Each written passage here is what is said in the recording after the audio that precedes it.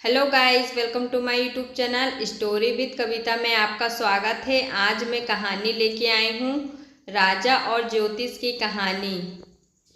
एक राज्य था सिंधी नगर। वहाँ का राजा था महाराज भीमसेन देव, जो अपने पत्नी को बहुत प्यार करता था। उसके राज्य में एक ज्योतिष रहता था। राज्य के सभी लोग ज्योतिष को पसंद करते थे, यानी कि वह एक अच्छा ज्योतिष था।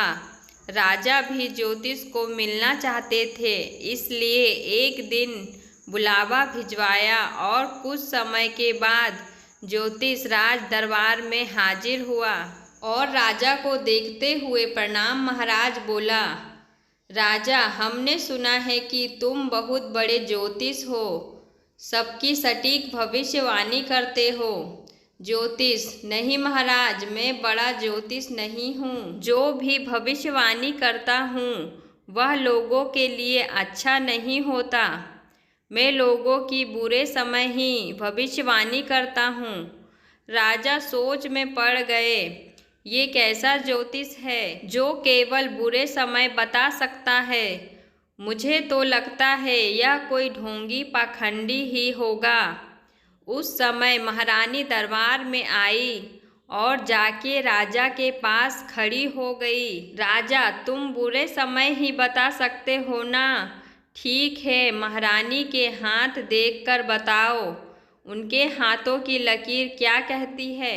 राजा की आज्ञा मान के रानी की हाथों की लकीर देखते हुए ज्योतिष, महाराज, आपको जो भविष्यवाणी बताने जा रहा हूँ इसके लिए मुझे माफ़ कर दीजिएगा, लेकिन यह सत्य है।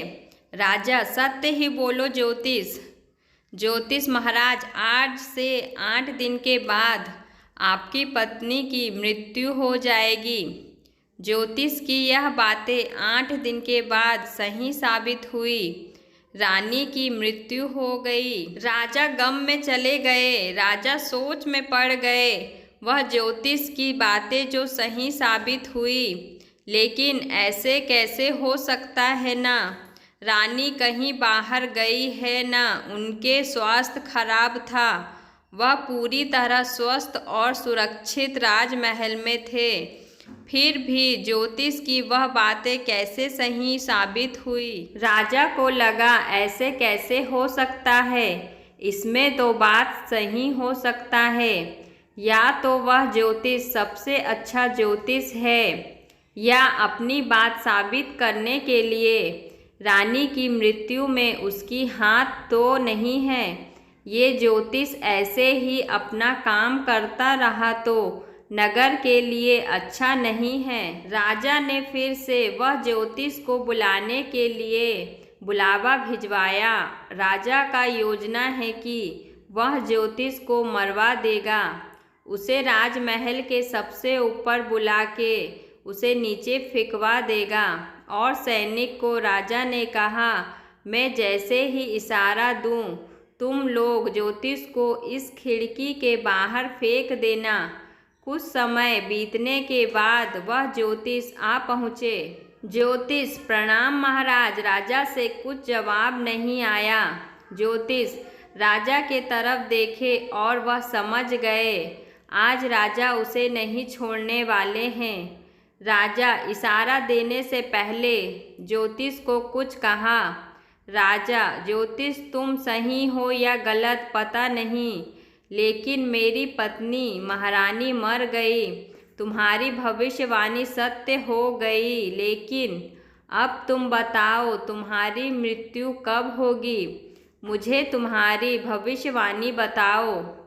ज्योतिष को पता है राजा का यह वाक्य क्या इशारा दे रहा है, लेकिन ज्योतिष भी मुस्कुराते हुए कहा, महाराज, मेरी मृत्यु को मैं पहले से ही देख चुका हूँ।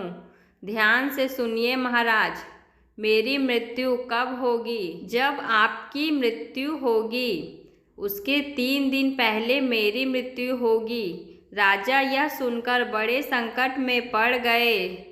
जब ये ज्योतिष मरेगा उसके 3 दिन बाद मेरी मृत्यु होगी।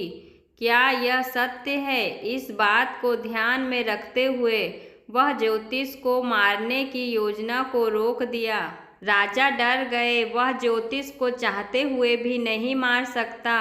यह है एक बुद्धि के दम पर कार्य करने की फल। जहाँ ज्योतिष की जीवन और राजा को पता चला कि ज्योतिष मरने के 3 दिन बाद वह भी मर जाएगा।